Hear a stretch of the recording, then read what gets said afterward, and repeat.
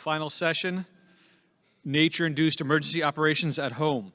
As I said earlier this morning, it is kind of surprising how little discussion there is in Ottawa and in sort of political science departments, international affairs programs across Canada about domestic operations. In any defense review, you will see the standard list of priorities of the Canadian Armed Forces, Defense of Canada, international expeditionary operations on behalf of allies or part of alliances, and somewhere on the list there will always be aid to civil power or assistance to civil authorities. And it's seen as being a top priority, but it is not the toppest priority.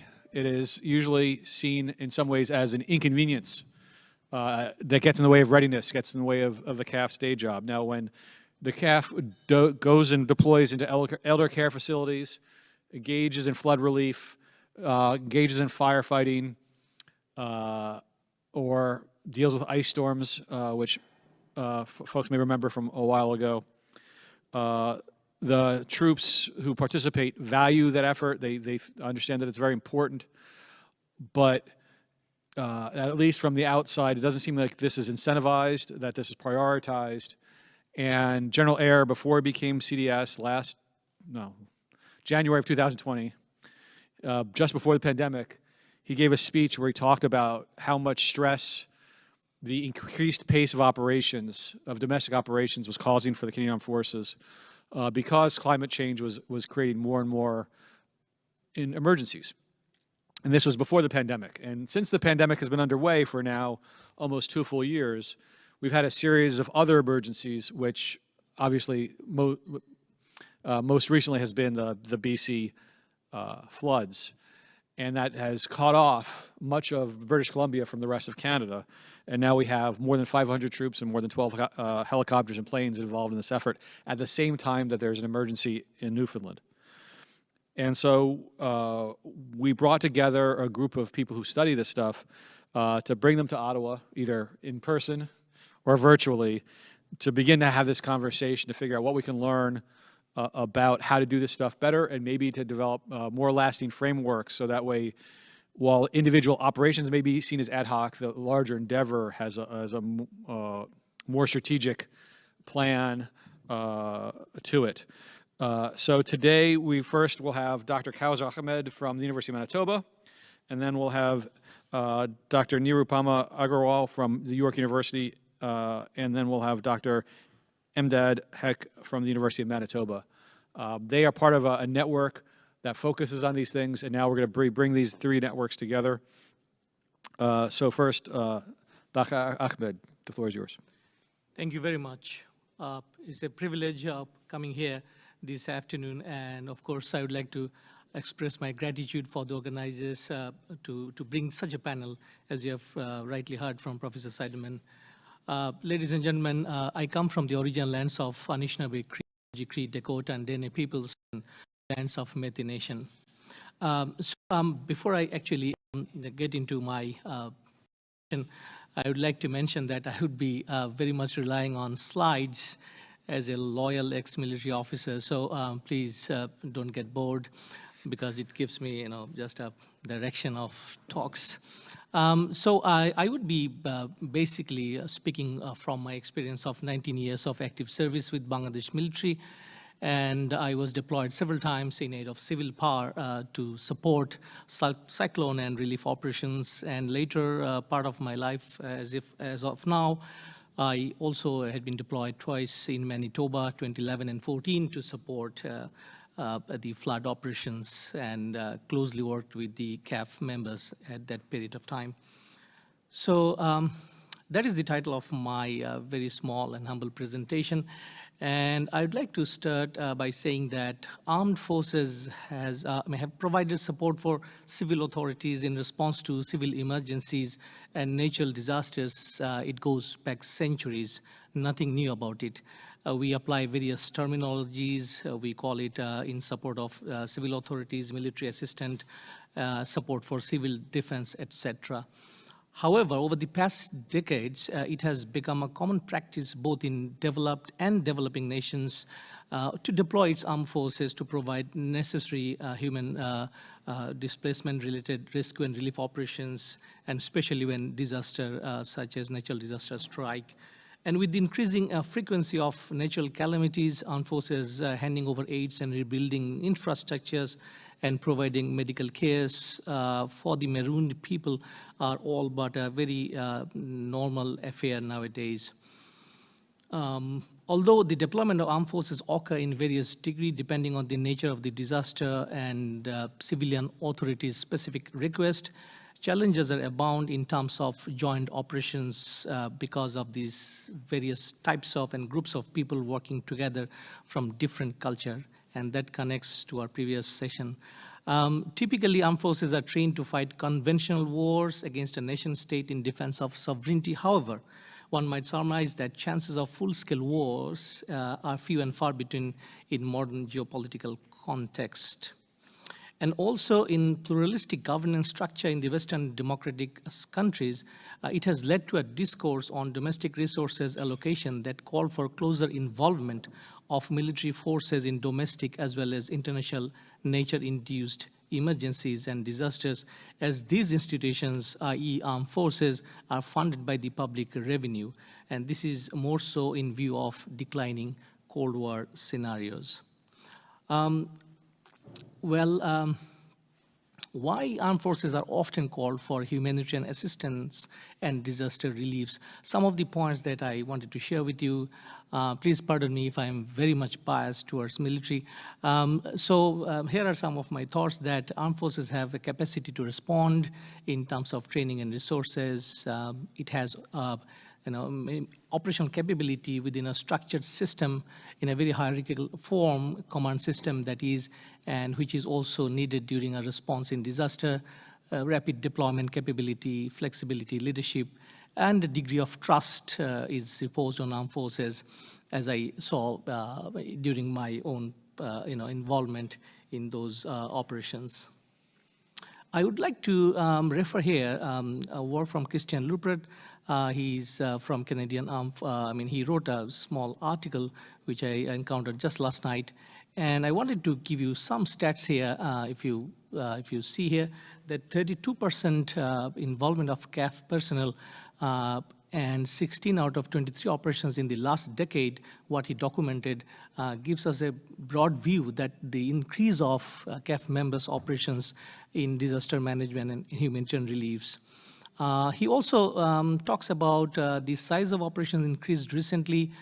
He mentioned post-2000 floods have required call-out of 2,500 CAF personnel, whereas 1997 Red River, that means my province, 8,000 personnel, and of course in 1998, Eastern Canada, 12,000 personnel. And he also observes that transport aviation and to evacuate communities and airlift supplies of and providing foods in a greater demand.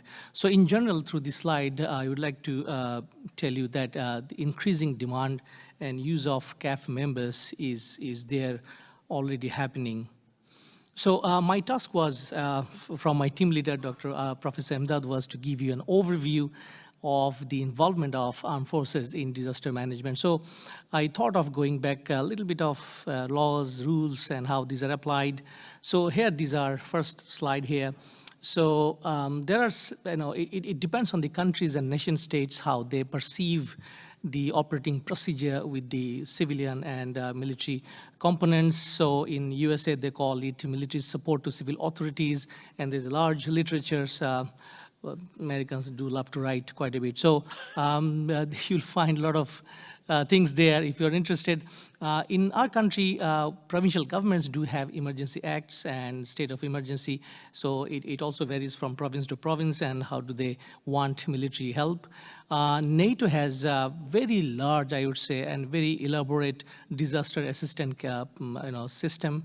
And of course, never forget, United Nations has UNOCHA, a very large department. And sometimes it is also called in aid of civil power and armed forces assistance. Moving on, I would also like to bring to your attention that we have something called Oslo Guidelines and climate change, because rest of my panelists would be touching a little bit on that. So again, it's a large literature, but just these two key points, there are direct and indirect assistance and infrastructure support that armed forces provide in most of these operations. And also European Union and Southeast Asian nations, ASEAN, they have developed very elaborate systems of bringing in military personnel in support of natural disaster.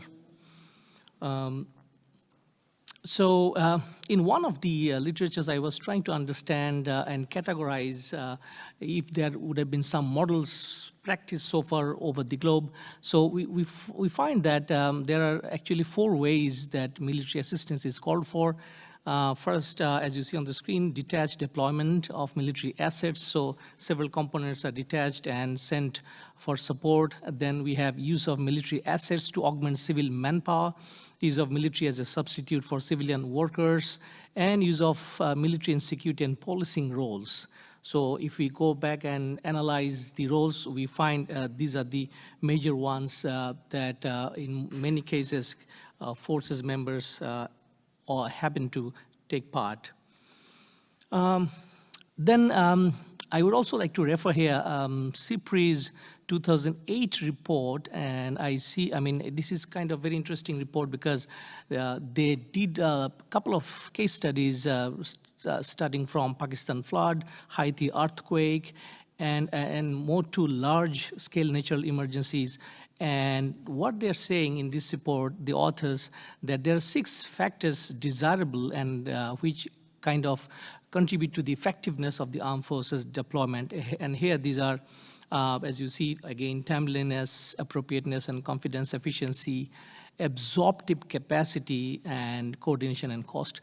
The absorptive capacity is a little interesting as they explain, because they elaborate in that report that various components, when they operate jointly, there is a necessity of understanding each other's cultures, absorb the limitations and capabilities of civil administration versus military. And that is how this point kind of little interesting here. In many cases, if you go back to the literatures and a lot of online papers, you'll find there is a term also used quite extensively. It's called civil military cooperation, CIMIC. And it's kind of very old term. As a military officer, we have read through a number of campaigns that our colonial masters tried in Malaya, especially. And there they extensively referred how to win hearts and minds, sort of thing.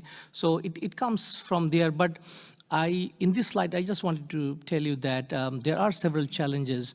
To begin with, it's a problem of culture of these two civilian and military members and their organizations. And of course, the humanitarian community is a loosely configured system of network and actors. Of course, various agencies, Red Cross, and so on and so forth. And there is sometimes we see a problem of unity of effort. Also, humanitarian actors often openly are hostile to foreign military forces, and I'm talking here of extraterritorial involvement. In some cases, we do send our forces members to support others, for example, the Haiti earthquake. So there are certain tensions there also exist, and then increasing politicization and militarization of humanitarian assistance. In many cases, we have seen in Africa, and also I would refer to the Nargis cyclone, if you are aware, that happened in Myanmar back in early 2010. So there are certain challenges in regard to that. And of course, guidance on civil-military coordination, and this is always there because there is no actually guidance. Unless something happens, then people quickly rush in the form of incident command structure, and then they develop something. So it is always there. And I think it's my last slide, and I am well within time as instructed by my leader. So. This is important, that communication and coordination with non-defense organization and those who come to work together can be improved through exercises and better standard operating procedures. In numerous instances in the past, I am in the opinion that in the normal time, not only when you are called for emergency operations, there are scopes, component of military and the civil administration can sit together, do some bit of tabletop exercises or whatever is possible, so that these operational procedures are kind of rehearsed and practiced. And next point is experienced personnel is a key asset, and we sometimes forget, especially because in the case of military, we always try to send people, whoever is available, right? I mean, we don't have very standard, allotment of people and experienced personnel. And same is the case with the civil administration. People get changed, each year. Third point is really important, indigenous knowledge building for resilience, because natural emergency occur in a particular area time and again, right? Is something that in a common frequency. So we do not really curate knowledge. We do not keep the knowledge and build upon it to face the next round of natural disaster. And of course, building humanitarian assistance and disaster relief capacity, if we are sending troops outside with the partner countries, remains a very good way of increasing their resilience. I intend to end here by only saying that it is increasingly a reality that members of the armed forces would work in natural disaster and humanitarian assistance in conjunction with the civil counterparts. So it's the more we practice, it is better that we support and we save lives in terms of emergency. Thank you very much. Thank you very much, Dr. Ahmed. Our next speaker is Dr. Nirupama Agrawal of York University, and she's coming to us from Toronto.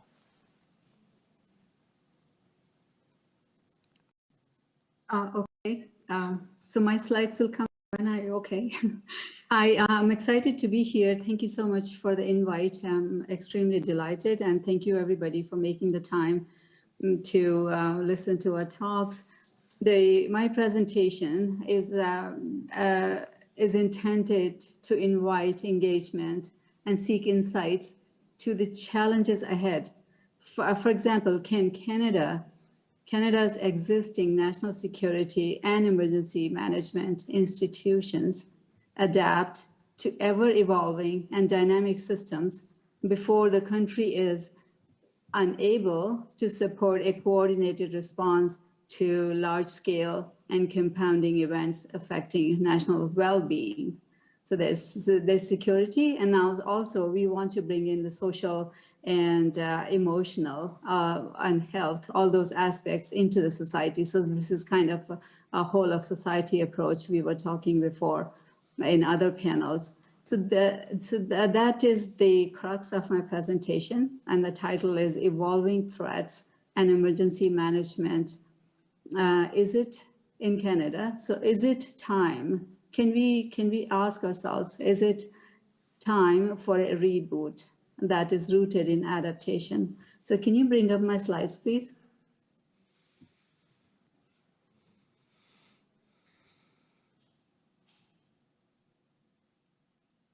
Yeah, okay, well, thank you. So I put this slide to engage the audience, but the format is not the best for doing that. So I'll just mention that the image, I captured this from British Columbia, damage caused by flooding, not an earthquake. And so we are getting so used to seeing the devastation caused by various extreme events that sometimes we are unable to really grasp the cause. And we will, switch channels on the TV if you're watching, switch different websites if you're browsing online. So we have just gotten to that point that it's every day, it's almost every day. So if you wanted to pin down the top 3 national security concerns today, they would be extreme weather, cyber attacks, and pandemics. Because what we are seeing during pandemic or during COVID is that layers of vulnerabilities are being peeled away. exposing deep cracks in the system created by humans over time. And so this is what I see from literature, from what I watch, follow the news, and this is what comes up as the top three threats of today: extreme weather and changing climate, pandemics, and cyber security. So we are seeing those examples right now. We are seeing what's happening in BC. We saw the critical infrastructure in Newfoundland healthcare system being down due to a cyber attack. So what we have been doing so far to deal with these emergencies domestically is like fire, police, hospitals, ambulances, paramedics, and also our CAF members, Canadian Armed Forces. But traditionally, we have come a long way. So we only used to rely on police, fire, and paramedics. But now we do have emergency management institutions. So we have a system in place. So all these threats but also all these threats are unfolding in parallel. So we have come a long way from a paradigm shift after paradigm shift to a point where we are talking about capacities, adaptation, resilience, not vulnerability as before. So Canadian Armed Forces are called to assist with wildfires, floods, while they continue to help with COVID. Oh, I forgot, I didn't say next slide, please. So I'm on the fourth one already.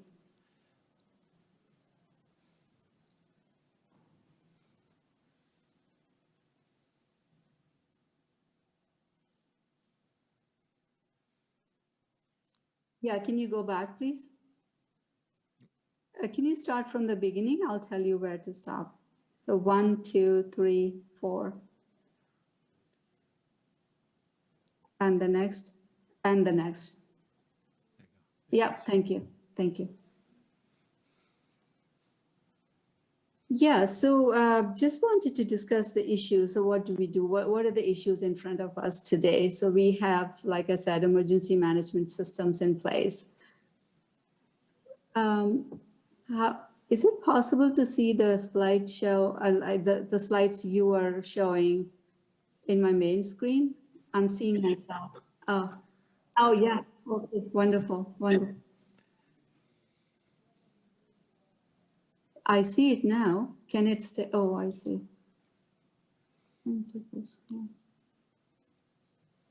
Oh, I see. Oh. Yeah, got it. Can you see it now? Okay. Yeah. So so there are various factors contributing to the challenges at hand today. We have emergency management systems, so they are well established, but not adequate amid evolving patterns of threats. So we have established the systems where we are unable to move at the pace as emergencies are evolving. So prevention and mitigation is in place, we talk about it, but it's not enough. Risk identification tools may be in place in provinces, but they miss the mark to prevent damages. Same goes with response tools and mechanisms. They are in place, but they lack capacity, like heavy equipment, physical and human resources. And we also have well-established emergency management systems at local and provincial levels. So why do we end up overwhelming the system repeatedly every time we are faced with extreme events?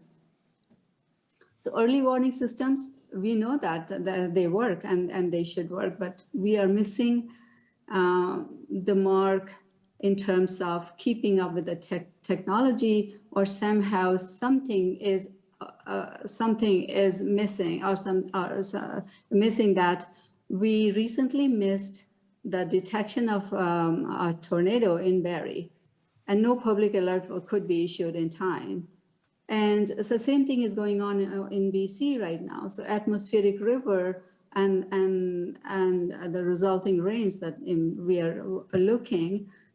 are seeing should have been understood better. as we go through the second consecutive year of a strong La Nina phase. So we know that. So there is a gap. This is what I mean. There's a gap between knowledge and science and data and legislation, administration and policy and implementation. So that those gaps I identify as one of the issues that we need to really tackle. Next slide, please. So like I mentioned, provinces have a structure in place. Municipalities are now required to have emergency managers, while major cities have dedicated EM personnel. So we have the system in place. Now, how do we use the system more effectively, smartly, and efficiently? So we talk about risk reduction, but we still, so the talking is about risk reduction, but action shows response-based action. So the mentality, the mindset is still a response-based, and a response-based is also need-based. So it's like custom order. So when if you needed something today, you are looking around how to order, where to order it from, how to get it. And which is exactly what we are seeing. So capacities cannot be built overnight. Case in point, the expired PPE not being replaced, resulting in much chaos in the early days of COVID-19. So that point I wanted to make. Next slide, please. Thank you. So coming to the role of CAF, our CAF members, there has been a 40% increase in weather-related missions of the CAF. So keep that in mind. Next slide, please. These are the current deployments. They are domestic deployments right now. So that they're, like Steve also mentioned, they're responding to floods, they're responding to wildfires, also contaminated water, tainted water. Sometimes the territories or the areas are so remote, only military equipment can take them there. So how to deliver or give access to what's needed on the ground. So they are called for that. Next, please. Now, response to COVID is still going on. Just recently, they helped out in provinces where COVID restrictions and vaccine uptakes were actually the weak links. So all that is going on the side as well. And CAF is an expensive resource. Their training programs are resource extensive. So we need to be mindful of that. And next, please. And just to give you a perspective, these are their international deployments right now. So they are deployed for various purposes, various assignments, including joint training and peacekeeping mission, etc. So they have to be active, and they're all over there. So, and then they are also called for domestic assignments. And now, so they are stretching themselves really thin, and we need to be mindful of that. So how do we, so coming back to my thesis, is like how we need to reboot the system that is rooted in adaptation. So all I'm asking is for your indulgence in thinking about how to reboot the system that is rooted in adaptation to the ongoing climate uncertainties. And some of the components it should have that I've listed here. So we should have hazard zoning, and we should identify communities and businesses and infrastructure currently sitting in hazard zones. So there is a recent study I came across during the 2017 and 2019 floods in Quebec and Ontario. The study was done after that. And it turns out that 94% of the population population surveyed, community surveyed in those areas, they didn't know they were living in a floodplain. So how is it happening? We are progressing. There's no question about that. We are not. We just need to identify all those gaps and actually try to fill those gaps. Then the second point I have listed is resilience building by reducing the severity of consequences. So if we focus on the impact, climate impact and consequences of all kinds of disasters, and then try to reduce those components or break down those consequences into smaller pieces and try to see which ones we can address right away, some short term, some medium term, and some long term. So eventually we get to address all of them. Because nobody can do all of the problem solving right away overnight. And then the last point I'm making is capacity building by strengthening the 5 capitals. So human capital, we need to invest in humans, training, education, and all kinds of things, financial capital, physical capital, and natural capital. And the last one is social capital. So I'll give you just a little bit of examples of each one. So human capital involves knowledge, skills.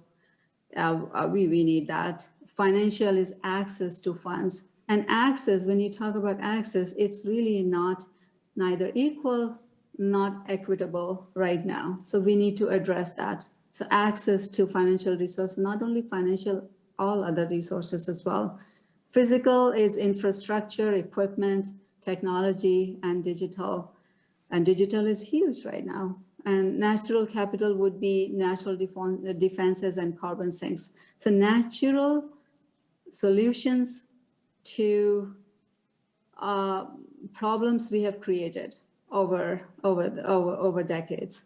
And I'll just touch upon that later on in a minute. Social capital, we can see how important that is and how strong that is because it involves network and social media. And that is futuristic as well. Next, please. So reboot is also signaled in the split of public safety and emergency preparedness in the ministry. Now we have 2 ministers rather than 1. And I spoke with Matt, who wrote this article for The Hill about how the pandemic has compounded emergencies that no one saw coming, as it has preoccupied minds all over the world. So imagine you're dealing with something domestically and all of a sudden there is an attack. I'm talking about medieval ages. So all those attacks and when a country is going through a naturally triggered emergency disaster at home, really, you are really weak at that point because your attention is divided. Next, please. So what I was envisioning is something like a humanitarian assistance and disaster response kind of a sister unit attached. They can go side by side with CAF because they can train together on things that are relevant, and they will be able to attend to domestic needs. So I've listed administration. So there is government, which is legislation. So they can, our research and studies, all this should inform policy and legislation, of course. And then I'm listing administration. So we have National Defense, Public Safety Canada. We have emergency management units in provinces and territories. And then we have nonprofit agencies, Red Cross, Salvation Army, Global Medic, and there are many more. Then on the right side, I have listed science and data. So these two, administration and science and data, they have to be always working in hand. Otherwise, it's the same thing, the gaps keep on widening and it would be difficult to keep a track of all the gaps that we unintentionally create over time. All the agencies on the right side that I've listed, all these agencies do help us. Environment and Climate Change Canada, Natural Resource Canada, they have a very, very rich data that we can use for research and for informing us. Now, I'm looking at the last point, insurance on the administration side. So I just want to take a couple of seconds to elaborate on that. If you talk about insurance, we don't have, first of all, we don't have flood insurance in Canada. per se. So there are a couple of insurance agencies right now, they do offer, but you cannot find them. They're hidden down the rabbit hole if you just browse the internet. You will have to really fight hard to find a link.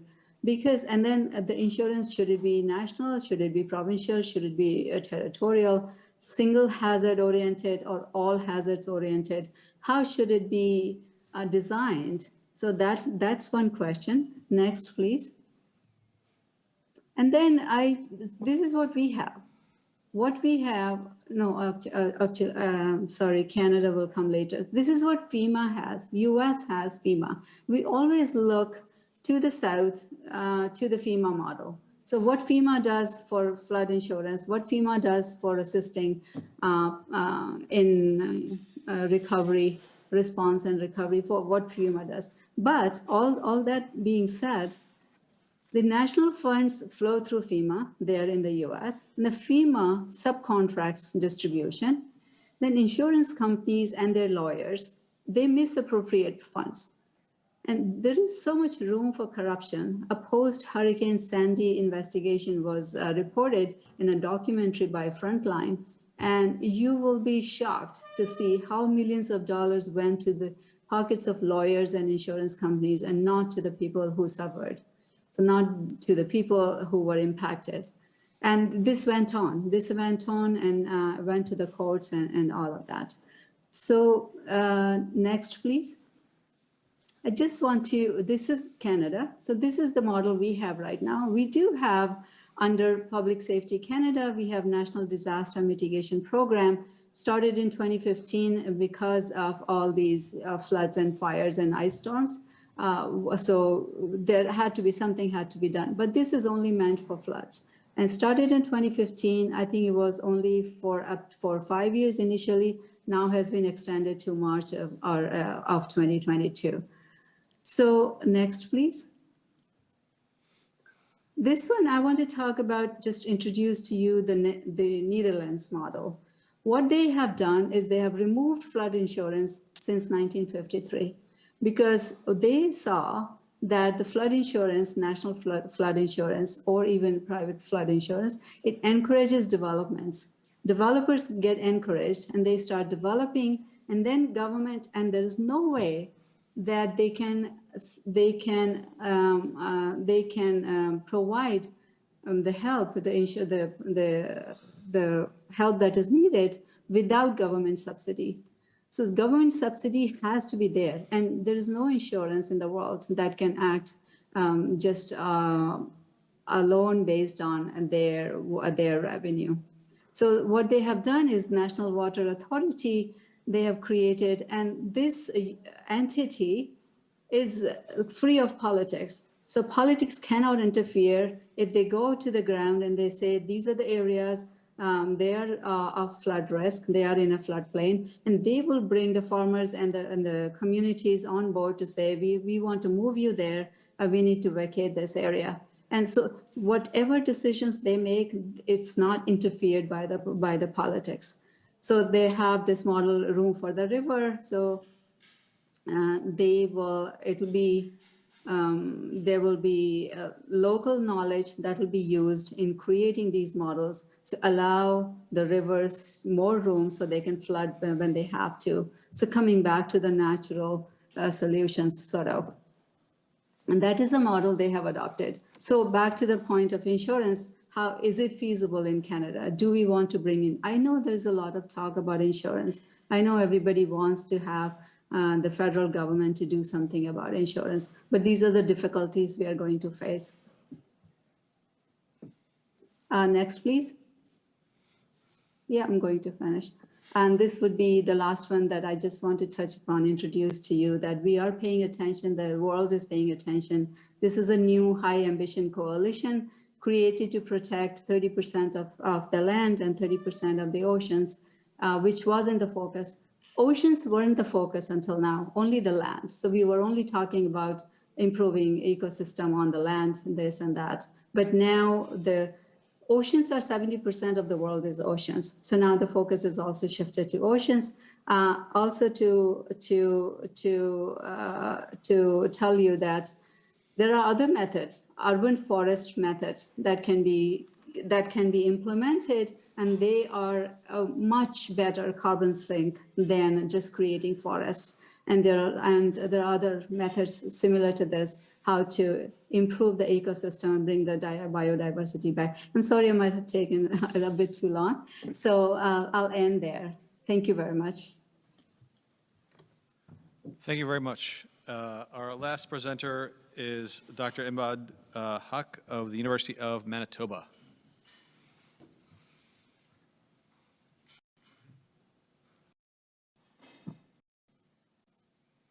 Just waiting for the slides.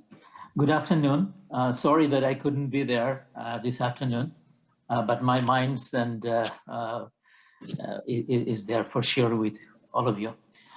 First of all, I would like to thank Steve, Kaha, and their team for inviting me and exposing me to all the panelists since the morning. I've been listening passionately and so interesting. And Steve said that if he does it too well, then he'll have to do more. Well, some people has bigger shoulder, and Steve has bigger shoulder. He can carry on, and we can support him. My talk is going to be based on what Professor Agrawal and Dr. Kawser Ahmed have already laid the ground, so it made my life a lot easier. But I'll be talking more in reflection on Canadians at risk and what are the relevant security issues with regard to nature-triggered climate change-induced emergencies. But before I get into my sort of conversation, I would like to add to Rand Corporation's Mike Major's main observation. He hypothesized and suggested that it's the domestic dynamics that's the main sort of agenda is going to be in the short run in the United States. He's very right, but I would like to add to him that because we are evolving in a very rapidly complex risk society, I'm citing Ulrich Beck's work, which had global influence. What is happening that our society globally changing very rapidly. Technology is basically has never been in this pace, and our institutions are evolving, facing new challenges. If you consider society, technology, institutions, and evolving into more and more complexities, we are basically, will never be ahead of these evolving situations. So in that kind of situation, what are the issues, in front of Canadians in terms of emerging risk and in terms of relevant security issues? So the context that I'm going to talk about is nature triggered. We deliberately use that term because it's not nature induced, because we also created a second nature. Our climate change is not nature given, but is human activities who contributed into it. So nature embodies these human activities. So based on that, let's get into some issues. Could you get to the next slide, please?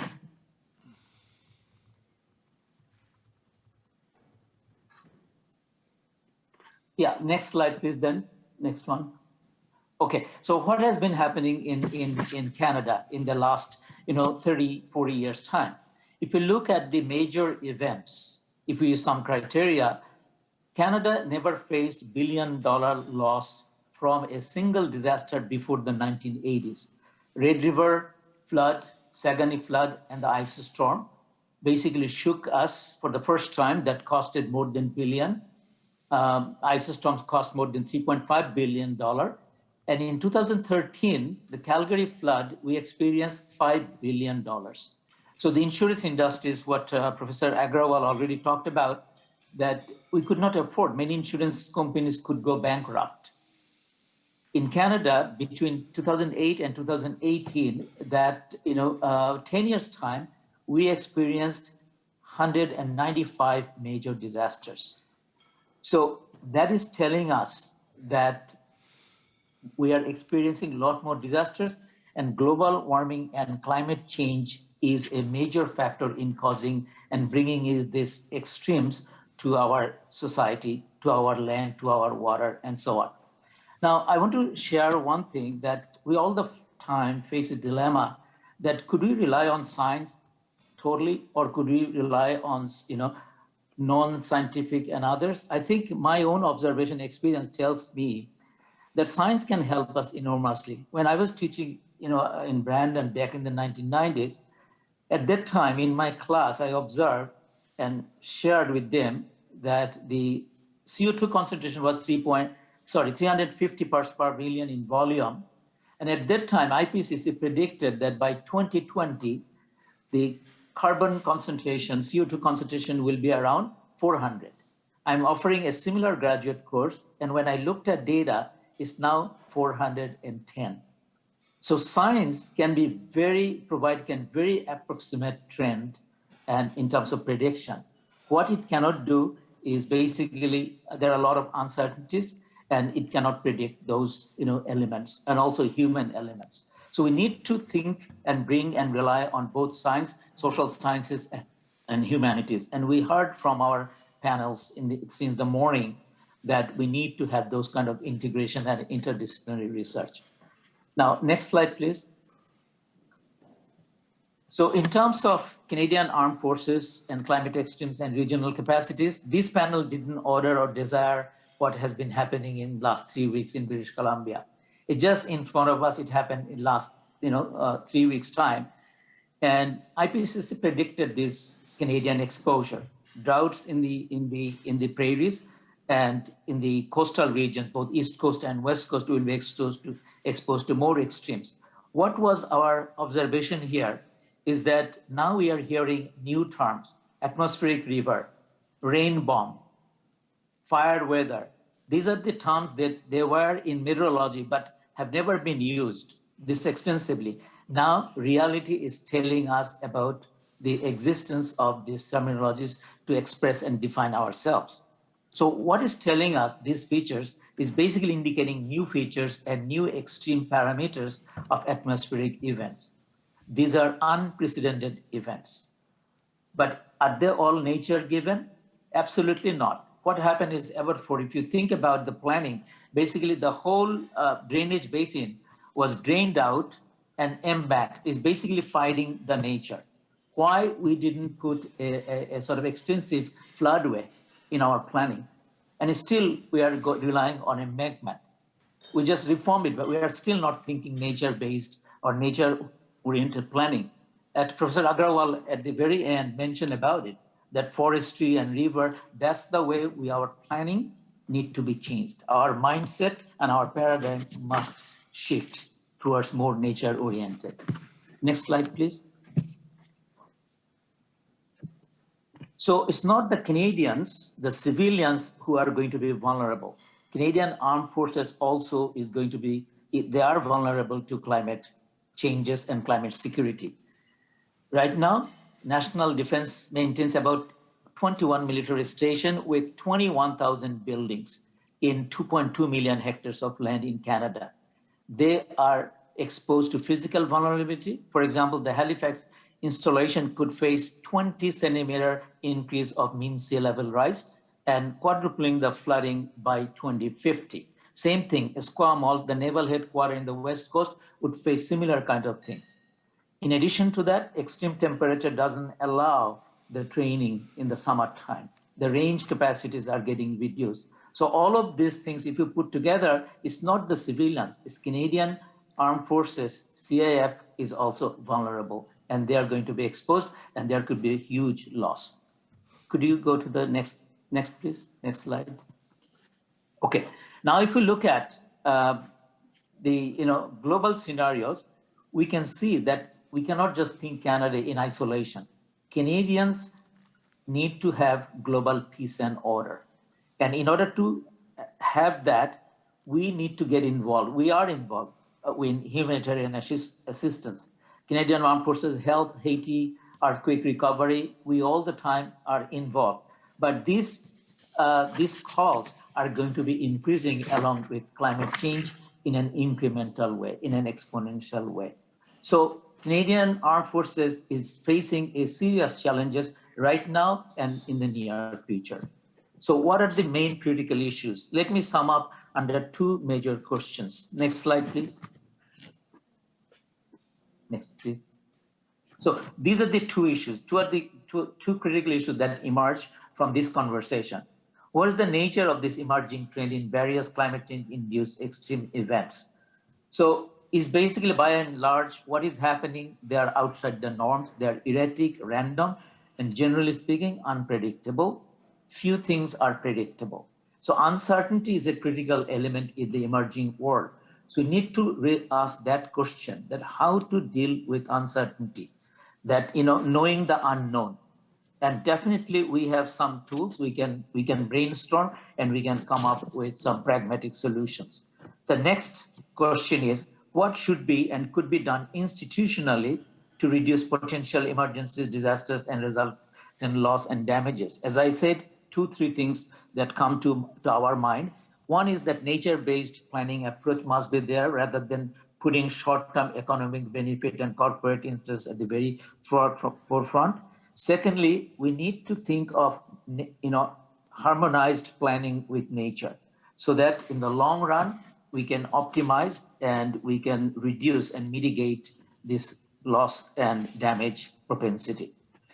Also, institutionally, we are very sectoral. We need to change that paradigm. We need to have more multi-level institutional arrangement with multi-sectoral and intersectoral approach. So what are the implications for Canadian forces? Next slide, please.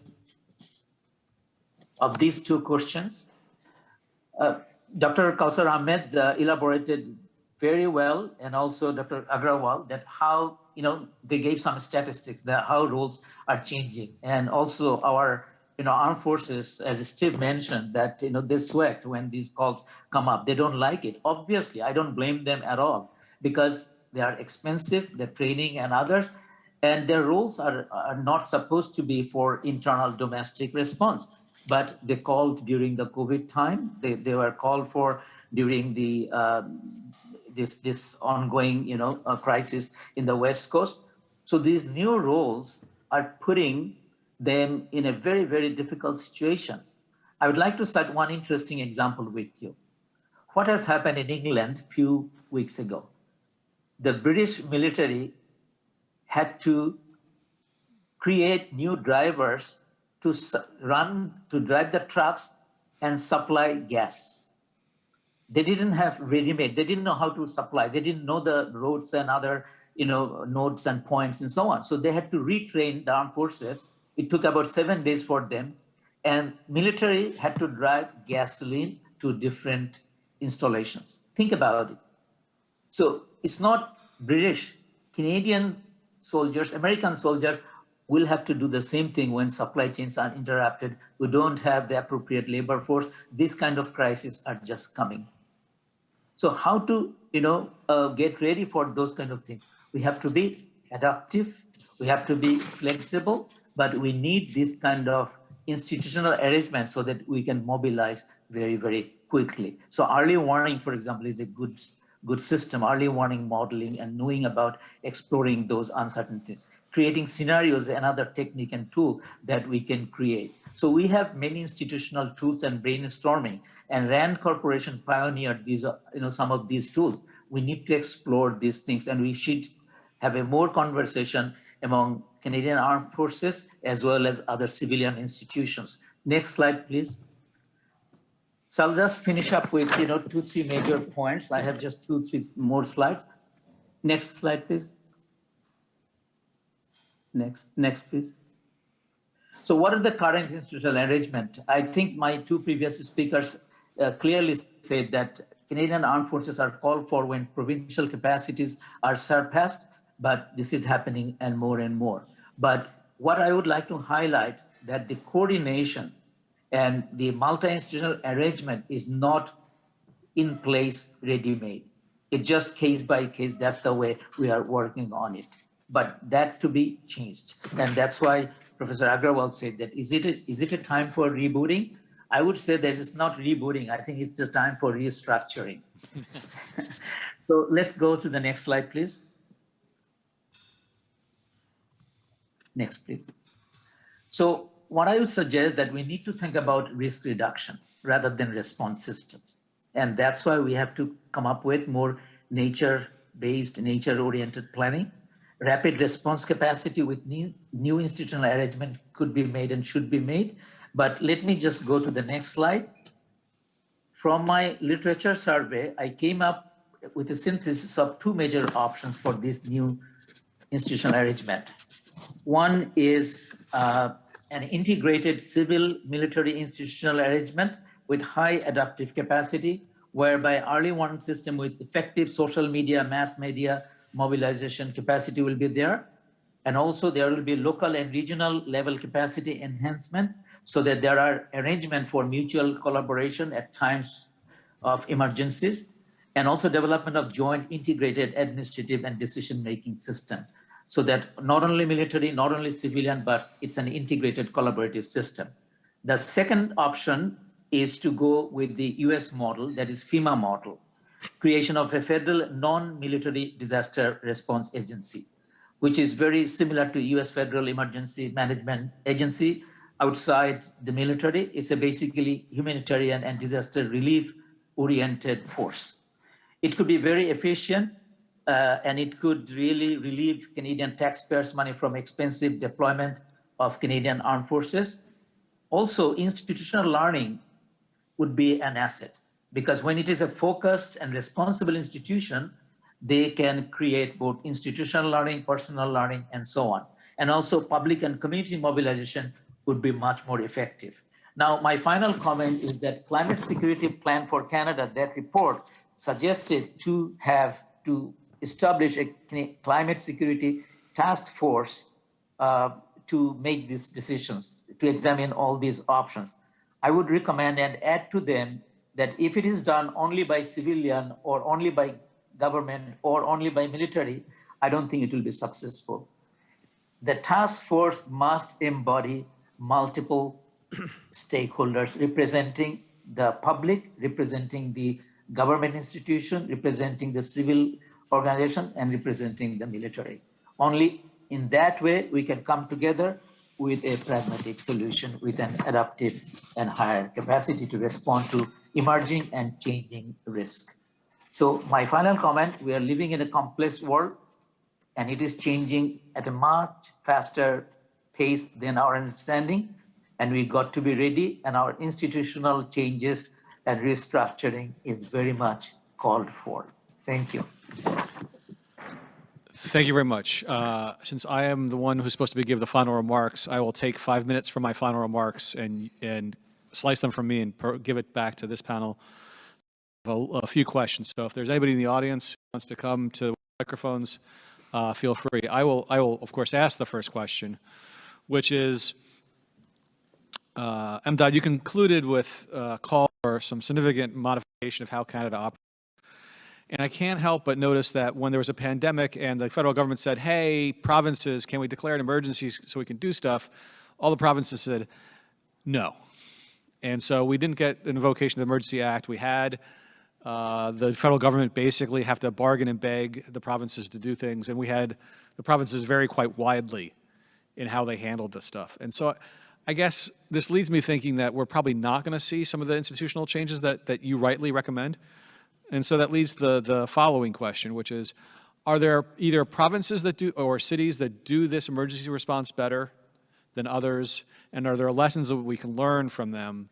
Because it may be that we need to learn how provinces do things better, since ultimately all this stuff, particularly with the CAF, is response to the provinces asking for help rather than the federal government being able to impose its own solutions. And that's for all of you. As a first question. Okay, I'll take it, and then maybe my other panelists can join. Steve, I think that's very relevant because Canada, our jurisdictions are divided. I mean, federal and provincial. So we need to, live in a sort of, delegated power structure. We cannot deny it. That's the Canadian Confederation. Having said that, in order to do the right decision, you need some courageous leader and courageous thinking. That's what we can see that happened in Manitoba when Duff Rublin, invested $65 million back in the 60s to create the floodway. He was a target of political, animosity, and he lost in one election, but then came back. But he invested $65 million. It saved more than $20 billion over the years by now. Mm-hmm. So this needs, courageous. So some cities and some provinces, are they doing better? Yes, if they are courageous and if they have the foresightness that what's coming, in that case, they are doing much better. But if they ignore and short-sighted, they become the losers. But about specificity, we can cite several examples.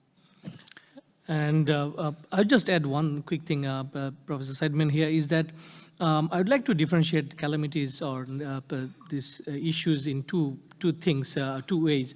For example, the public health situation that we are facing now, COVID, and natural disasters. So these are two distinct categories, because in terms of natural disaster, I think there's an urgency reflected from the province and the federal government, and there's an unison of activities and ideas to get in and step in and handle the situation, but not exactly in the case of public health, because it is something a little different in terms of taking action. And I will also echo with Professor Emdad that yes, there are examples of provinces, cities acting preemptively to deal with the next round of natural disaster and not sitting alone. And as an example, the flood preparation in Manitoba. So I think these are the preemptive actions if provinces in coordination with the federal government undertake, then it's really better to remain prepared for the next cycle. Thank you. Niru? Oh, well said. I don't know what else to say, but it is politicians, or I should say the governments. Governments function on according to their term. So 3 to 5 year term, and then sometimes the perception is that is based on that. So they will, they will create a perception that what I will get if I did X, Y, and Z. So if they don't see much of a benefit in their political career, somehow they push the things aside, even though they do realize there are important actions to be taken or some changes to be made, but they wouldn't do it. Well, that is suggestive of a possible strategy, which is the federal government right now feels pretty unconstrained by budget deficits. And so it could be that the Liberals fund big infrastructure projects that are aimed at resilience, and that would be money that the provinces would want to spend because that means jobs in their districts. Now, one of the challenges we face right now is the economy is doing too well for some people, and our employment is too low for some people, and so the question is going to be about justifying this. But there's a moment, we have a moment right now where we can do this. Emdad, you wanted to speak? Very relevant. I would like to add with Dr. Ahmed that in terms of nature-induced extremities, they are very much related to natural resource management. So in terms of ownership, is the province, they have the owners of the natural resource management, and they can and they should do much better. In that way, they can. But in terms of health, I think federal government should take more standardized responses rather than leaving it to the provinces. So I think Dr. Ahmed is very right on his comment. Great. Well, we're running out of time, so I'd like to thank the panel. You're addressing some of the most important issues in Canada.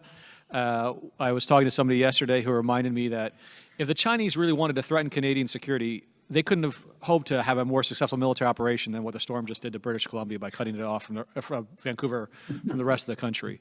And so if we really think about security in terms of having supplies going across the country, the threat really is things like what's been happening. So your expertise on this matter, the more we can to share your expertise with the rest of our community, the better off we are, because this really is one of the central issues of our time. So I want to thank the three of you for participating today and for being part of the future of the CDSN. So thank you very much. Thank you, sir.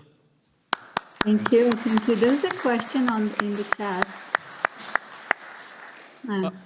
By way of conclusion, I want to first thank Kaha, Melissa, Paxton, Rachel, Rose, and Gabriel for doing all the heavy lifting.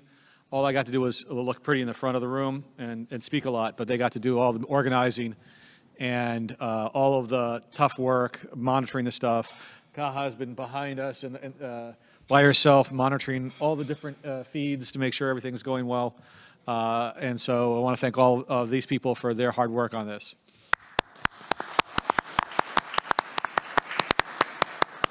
And I also want to thank Aaliyah, Stephanie, and Ezra for doing the excellent work of organizing 3 of the panels.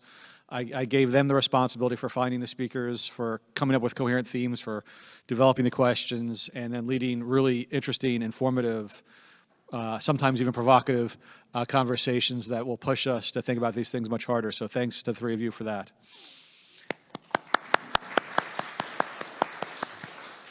And several organizations played a pivotal role: Women of Color Advancing Peace and Security Canada, Emerging Leaders of in Canadian Security, Shirk for funding us, Mines for funding this particular event, NIPSIA, and also the Center for Security, Intelligence, and Defense Studies have all played a role in making this happen, so I'm really thankful for that. You don't have to applaud them. Most of them are not in the room. But I do want to ask you for a favor, which is let us know what we did well today, what could have gone better, besides, unfortunately, serving lots of pork with our lunch, which I apologize for. What we would like to see in next year's conference. Each year, we reach out to our partners to ask us what they think of as being the problems in the year ahead, and they're excellent predictors of the problems of the year ahead. So if you have ideas for next year's conference, let us know. The CDSN is very much an adapting and an evolving organization, and we take the feedback we receive quite seriously. This was the first semi-in-person event that we've done since our capstone conference in March of 2020. I remember very distinctly flying back from Toronto. I was flying from Billy Bishop Airport, and as I was sitting in the airport, I could hear every cough, I could hear every sniffle, and that was the day that Tom Hanks came down with COVID. And that was the day that we knew that it hit North America and our lives were going to change. And so we've been responding to this crisis. It's not going to end anytime soon. But with your help, we can figure out ways to navigate it. So if you have ideas, suggestions for how to run a conference like this, things that we could do better, things that the network should be studying or engaged in, we'd love to hear from you about it. It's a privilege to have members of the Canadian defense and security community from Ottawa and beyond involved in this conversation. I'm glad you guys could come out today because obviously going to events in the middle of a pandemic is kind of scary. So I appreciate your attendance today. Please share the word with your colleagues that this will be online, that there is much insights that could be shared, and we hope to see you in a more full room without so many COVID protections and maybe not even with masks next December. Enjoy the weekend and enjoy the holidays. Thank you very much for your time, and we'll see you next year. Thank you. Thank you very much.